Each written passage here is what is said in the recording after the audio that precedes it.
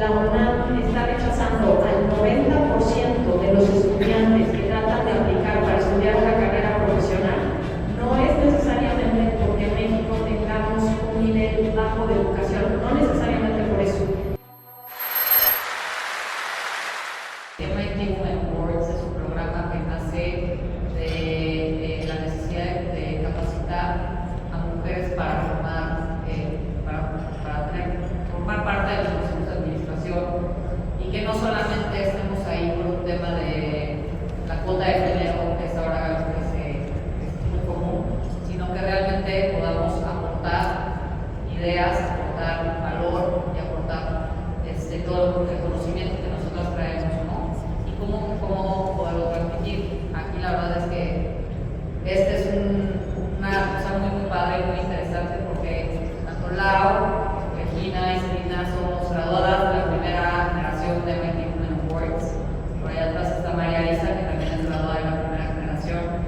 Y pues ha sido una iniciativa que tardó casi 4 años en consolidarse, pero la verdad nos graduamos en marzo y hoy es el segundo curso. Perfecto.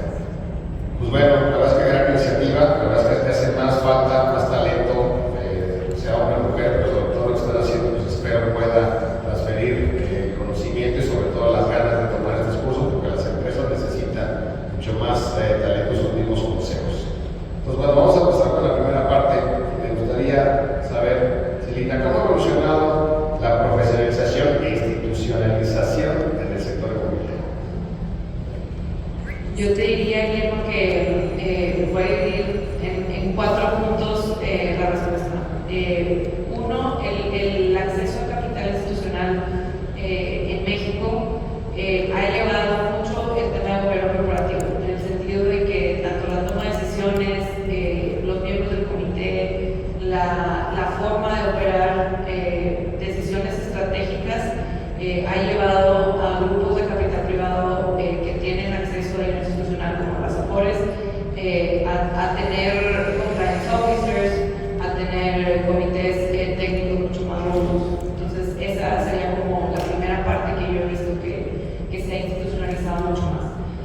Una segunda es la transparencia y el reporteo, en el sentido de que estas entidades están acostumbradas a que tenemos que reportar las cosas como son, tenemos que hacerlo bajo las normas y la forma de best practices, ¿no? que uno espera.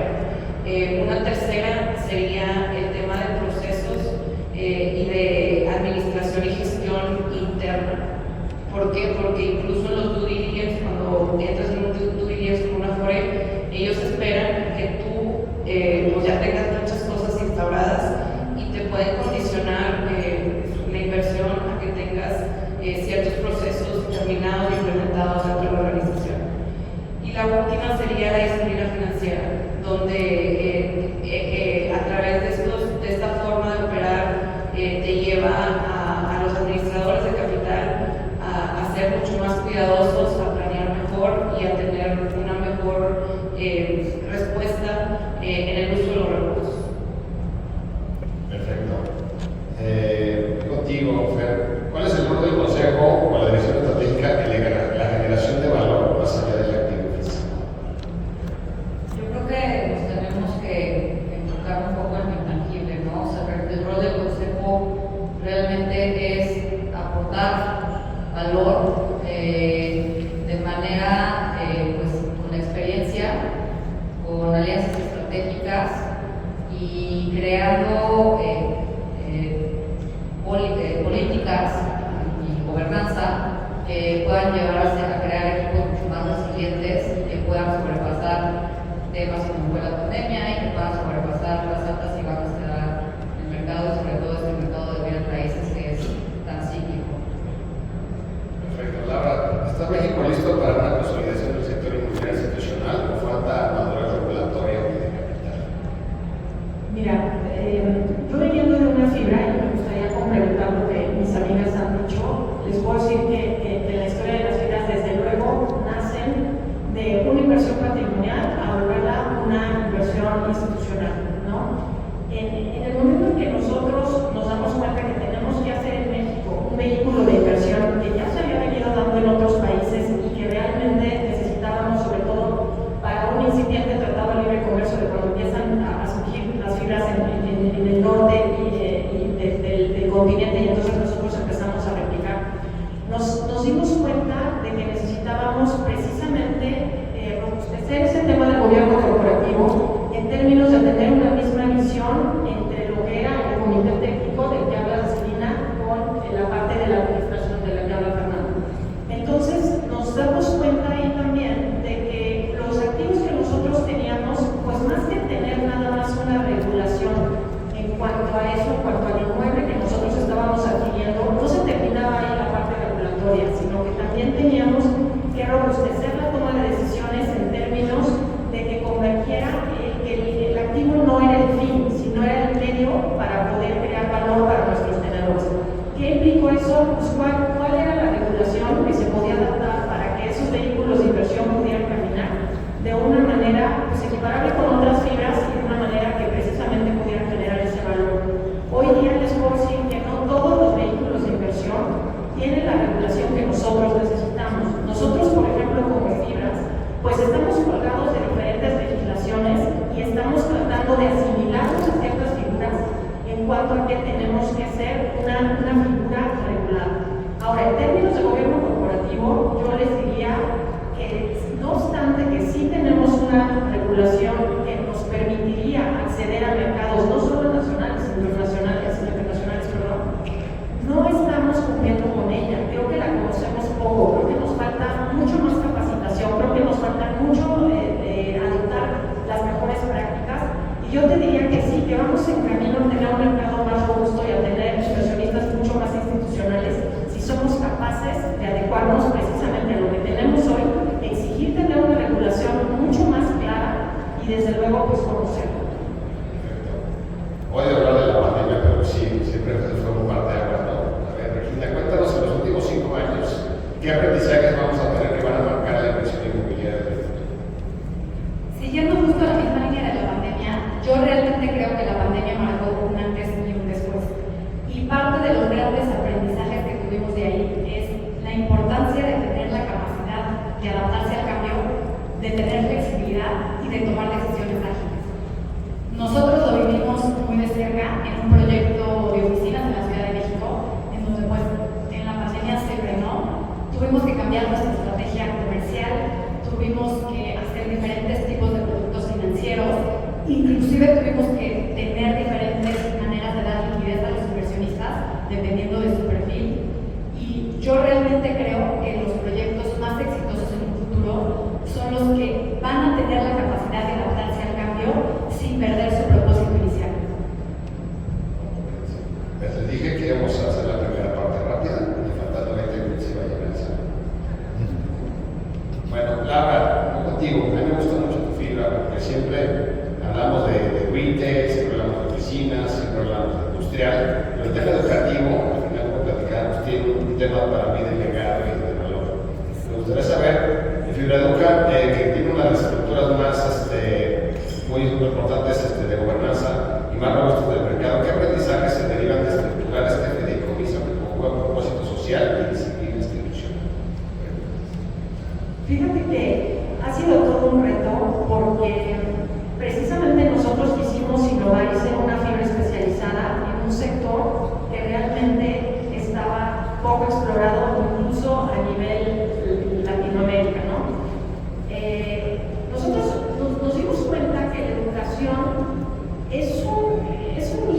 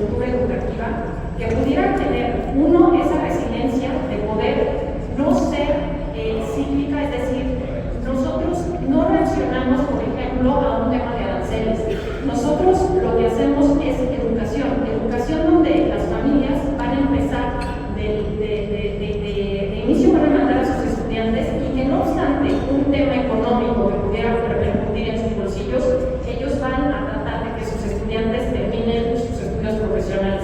Entonces empezamos nosotros a pensar que ese era un propósito y que esa era la innovación que nosotros teníamos. Pero por otro lado teníamos también que hacer rentable esa inversión. Entonces, ¿qué hicimos? Tratar de ver qué tan exitoso era el negocio subyacente a la fibra, porque realmente las fibras, ustedes saben, se dedican al sector inmobiliario, pero la medida que nosotros supiéramos de qué se trataba ese sector subyacente, íbamos a poder darles ese beneficio a los tenedores que estaban invirtiendo en nosotros. Entonces, ¿qué hacemos? Hoy día salimos a educar a los inversionistas, incluso en otros países, en otros continentes, y nosotros les explicamos, nuestro due diligence no va directamente al sector inmobiliario, nuestro due diligence va al sector educativo. Nosotros, mientras más exitosos seamos en ese propósito social que tenemos, lo vamos a hacer también en la parte financiera. Entonces, en Fineduca lo que nos hemos dado a la tarea es a buscar cuáles son todos esos nichos que necesita el país, no nada más en una educación universitaria, en una educación técnica. México necesita mucha educación técnica y es precisamente lo que se va a necesitar para este gran crecimiento que estamos teniendo en términos de la inversión extranjera que estamos teniendo. Entonces creo yo que la innovación no está peleada con lo que es lo que estamos haciendo con ese propósito social, no está peleada con la parte de los retornos y con la parte financiera que es finalmente para lo que estamos nosotros constituidos como una fibra. Perfecto. Celina, Grupo Delta comenzó hace ya 50 años como una empresa desarrolladora en Monterrey. Yo siempre digo que en todo el camino que tenemos en la revista, hoy el negocio inmobiliario es un negocio financiero. Creo que el Grupo Delta hoy opera una plataforma consolidada de fondos de capital privado con presencia en México y también en Estados Unidos. La pregunta es, ¿cuál ha sido la estrategia detrás del lanzamiento de estos nuevos programas de inversión? Te diría que la plataforma fue naciendo de forma muy orgánica. Nosotros iniciamos como una empresa desarrolladora en diferentes ramos, oficinas, retail, vivienda en venta, y mucho desarrollado con capital propio pues de la misma empresa, ¿no? Y como parte de diversificar ese patrimonio, pues un equipo se va a Estados Unidos en el 2011 a entender el mercado de Estados Unidos y ver cómo queríamos jugar y participar. Ahí nace Delta Real Estate Investments, que es nuestro fondo dedicado a multifamily, que hace adquisiciones y hace desarrollo. Y empezamos con capital propio, pues digamos que hacer pruebas, piloto. Empezamos a desarrollar en conjunto con desarrolladores locales y una vez que probamos el concepto y nos fue bien, empezamos a invitar a gente, primero en proyectos uno a uno y después armamos fondos. Hoy en día pues tenemos 6 fondos, de los cuales 4 ya terminando su ciclo. Y de nuestros inversionistas nace la inquietud de decir, oye, pues me encanta lo que estás haciendo, estoy muy a gusto contigo como grupo, me gustan tus mejores prácticas, pero no solamente quiero invertir contigo en el desarrollo y ver mi capital pues años después, como 5 años después. Me gustaría tener algo de flujo pues alguna estrategia que genere flujo. Y de ahí nace la otra plataforma que llamamos Tree Strategies, que Tree Strategies lo que hace es ir a adquirir propiedades con contratos triple neto de farmacias, restaurantes, bancos en todo Estados Unidos, donde nos concentramos en mercados, yo diría ciudades terciarias, donde los economics y los fundamentales son muy interesantes, y agrupamos ahí un portafolio de propiedades que generan rentas y las repartimos a nuestros inversionistas. Y eso se formó de forma muy orgánica en la plataforma de Estados Unidos. En México, ¿qué fue lo que hicimos? Sí fue una decisión, digamos que estratégica, es decir, queremos ir a levantar capital institucional de Afores. Y del TAC, que es nuestra plataforma que se dedica a la inversión industrial en México,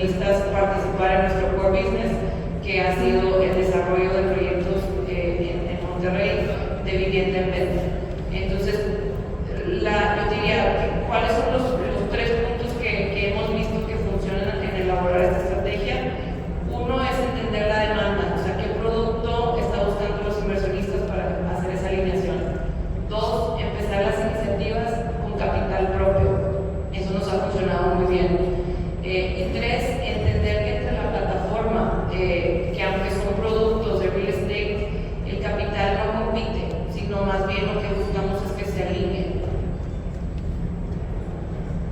Perfecto. Bueno, ¿y cuál es la diferencia, así rápido, de trabajar con capital institucional extranjero y mexicano? Te diría que el capital extranjero, algo importante es de dónde viene.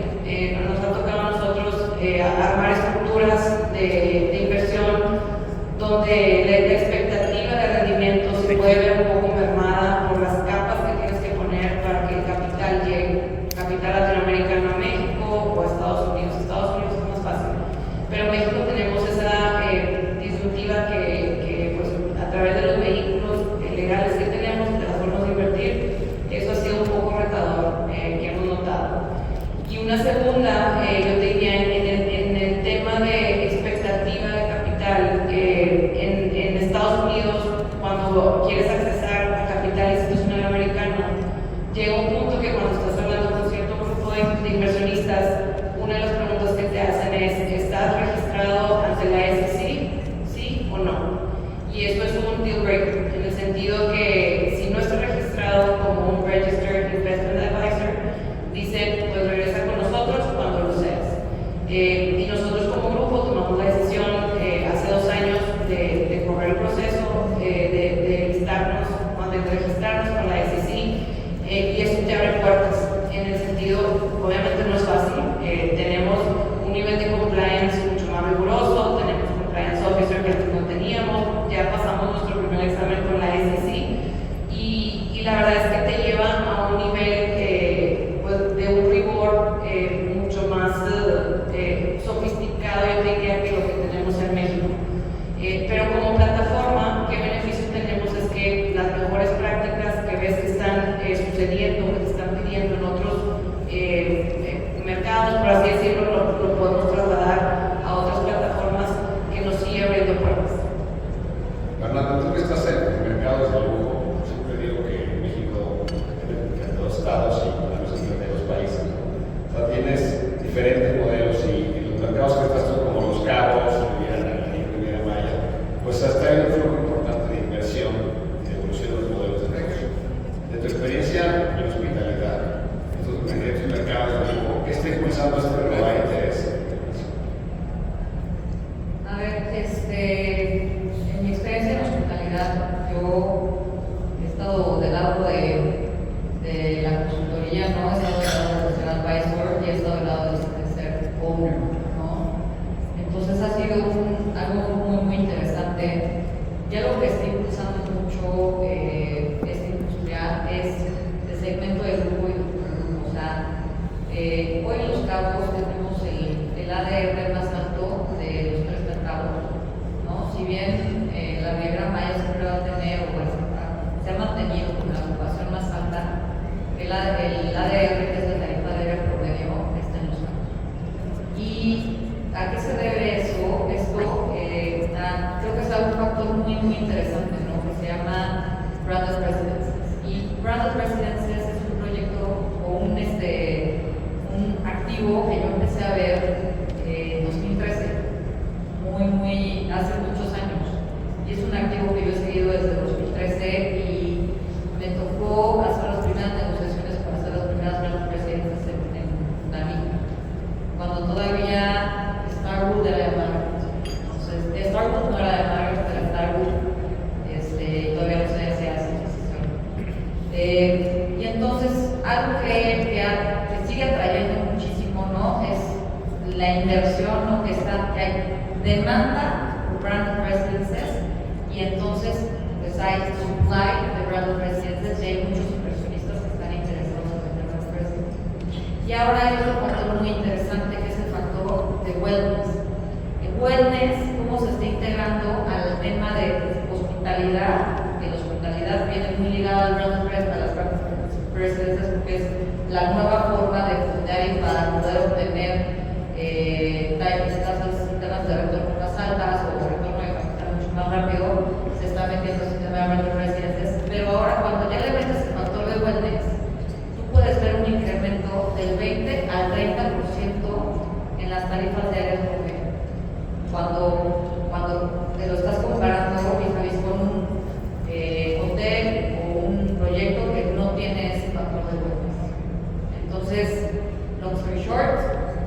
que el tema de rental residences y de wellness es lo que está haciendo crecer mucho más estos mercados. Pero hay que el mercado inmobiliario pues, intenta desarrollar fondos de inversión. Contigo, Regina, estoy viendo que Explora Capital pasado de ser un fondo de inversión a convertirse también en un desarrollador, especialmente en proyectos de hospitalidad y vivienda de lujo. En este cambio implica asumir nuevos niveles de riesgo, control y creación de valor. ¿Cómo estás gestionando en la empresa esta transición para equilibrar la rentabilidad con una visión a largo plazo? Nosotros justo pasamos de ser en 2013 un capital allocator, que gestionábamos capital, a ser una plataforma verticalmente integrada. Nosotros tenemos un equipo interno, multidisciplinario, que justo se enfoca en todo el proceso. Nosotros hacemos la conceptualización, nosotros hacemos la inversión, nosotros hacemos el diseño, el desarrollo y la gestión del activo. Y esto pues nos permite tener un mucho mayor control y sobre todo asegurarnos que el propósito inicial se dé hasta el final del plazo, ¿no? Que ese valor siga de inicio a fin. Por supuesto tiene mucho mayor riesgo porque cada decisión que tomemos impacta directamente en el proyecto, en el activo, pero también tenemos justo controles. Uno muy importante es nosotros tenemos un consejo de administración muy activo y con mucha experiencia en el sector de hospitalidad, que es donde estamos nosotros más involucrados.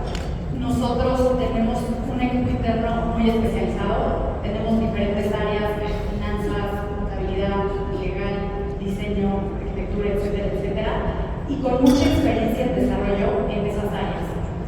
Nosotros también buscamos, que es una parte fundamental, tener operadores, muy buenos operadores y muy buenos socios. Eso también es clave. Y bueno, pues de esta manera justo te aseguras de que la creación que tú estás visualizando desde un inicio se dé a largo plazo hasta el final. Pues ahorita cuando tienes hablaste de la disciplina, ¿no? De disciplina financiera. ¿Cómo te adaptas a la dinámica del mercado con la pymes? Por ejemplo, el turístico que va con todo o de residencial de Nosotros, yo te diría, nosotros hacemos tres cosas. La primera es que nosotros estamos especializados. Nosotros solo invertimos en mercados estratégicos, que es Los Cabos y la Riviera Nayarit, en donde pues ya conocemos al mercado, nos podemos anticipar y donde justo el equipo tiene muchísima experiencia en desarrollo. Otro punto importante es que cuando nosotros hacemos el underwriting del proyecto, nosotros usamos premisas muy conservadoras. Nosotros proyectamos los ciclos, que hay ciclos pasados y que van a existir, y con eso nos aseguramos de tener una expectativa de valor mucho más apegada a la realidad. Y yo creo que una tercera es que nosotros, los proyectos que hacemos, no solo para nosotros es un proyecto, nosotros realmente creemos en crear comunidad, en dar experiencias y servicios alrededor del activo que se diferencian, como planes de membresías, diferentes centros de consumo. Y esto pues al final no solo te diversifica el tema de ingresos, sino que también te genera una clientela mucho más fiel en temas de volatilidad.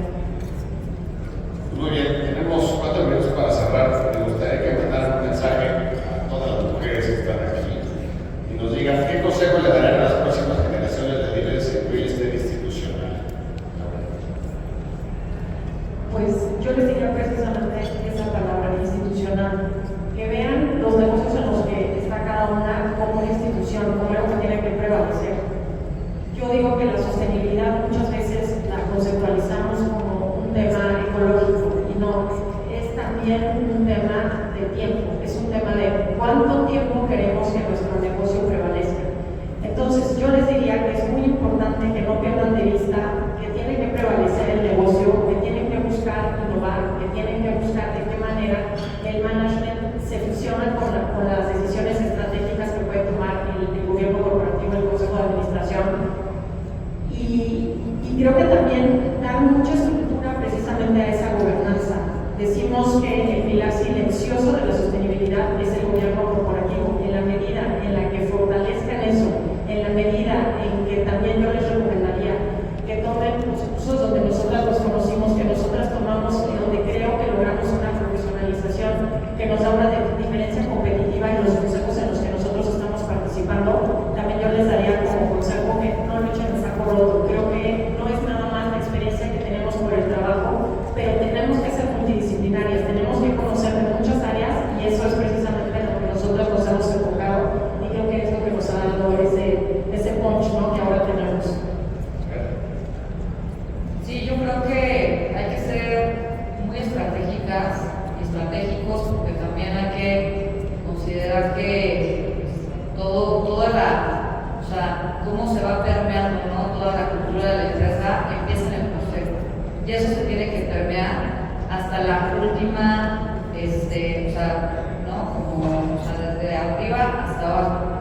Y lo que yo me enfocaría muchísimo es siempre en ser súper compliance, o sea, como que realmente cumplir con lo que se debe, show up, y realmente generar toda esa conciencia y toda esa educación de resiliencia para que los activos de real estate ahí van a estar, pero realmente la economía pues va a ir cambiando, ¿no? Entonces hay que ser resilientes, y lo que dijo Regina también me parece muy interesante, ¿no? Hay que saber adaptar y poder transmitir toda esa educación de irse adaptando en toda la línea, ¿no? Desde el consejo de administración hasta la última persona que está en el equipo. Yo daría dos consejos. El primero es que de verdad conceptualicen proyectos pensando en una visión y en un propósito a largo plazo. Para esto a mí se me hace fundamental implementar todos los principios de ESG, temas ambientales, temas sociales y temas de gobernanza. El segundo justo va en línea con el tema de gobernanza, que formen equipos y consejos diversos. Yo creo que la diversidad de opinión es súper enriquecedora para la toma de decisiones. Y pues decirles que yo realmente creo que los proyectos más exitosos y que más impacto van a tener a largo plazo son aquellos que están conceptualizados no solo para generar un rendimiento financiero, sino para crear un impacto en las personas, en la comunidad, en el medio ambiente. Y yo cerraría con tener adaptabilidad, o sea, ser muy flexibles en el momento que están viviendo, ¿no? Hemos visto que real estate tiene que ser, son ciclos, así es, pero uno como profesionista tiene que también tener esa misma cachucha, de ser adaptables, de ser flexibles y ver la forma de cómo ir generando valor en el momento que estamos viviendo, ¿no? Y eso es algo muy importante de tenerlo siempre presente para poder tener esta visión de largo plazo y poder tener esa continuidad de una empresa que comentan estas compañías. Pues ya vieron, disciplina, acabamos